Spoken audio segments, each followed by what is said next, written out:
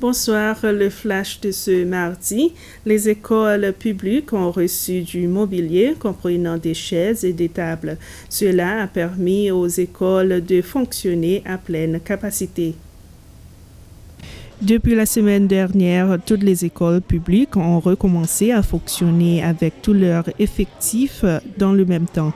Cela a été rendu possible car les écoles ont reçu des nouvelles chaises et tables qui viennent remplacer les meubles vieux et hors d'usage. Toutefois, il faut noter que les écoles n'ont pas encore remplacé la totalité de leur mobilier, à l'image de l'école secondaire de Pointe-de-la-Rue et de l'école primaire de Plaisance. En effet, le ministère procède encore à l'assemblage de ces tables et chaises. L'État ne peut pas intervenir dans le rôle de la SPC et de même, ce n'est pas le rôle du gouvernement de prendre la défense de SPC.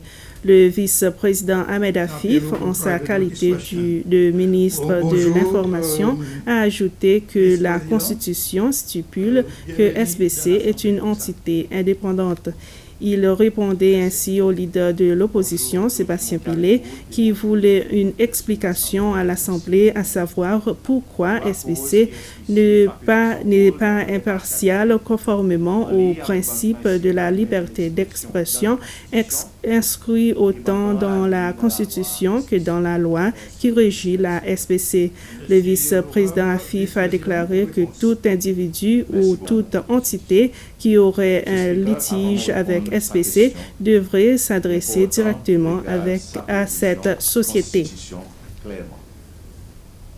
Le ministère de Pêche et de l'Économie blé a fait une exposé à l'école secondaire de Montfleury ce matin, présentant les résultats de recherche sur une initiative de pêche prise par l'Association des pêcheurs de Praslin.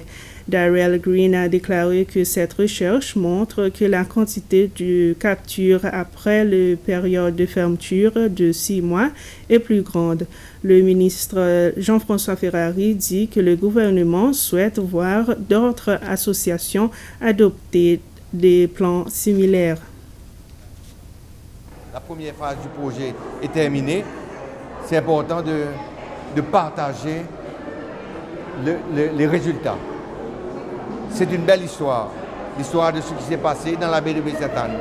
Et ça a été fait à travers la volonté et la persévérance des pêcheurs et des habitants de Baie-Sainte-Anne. Et c'est ça qui me remplit de joie.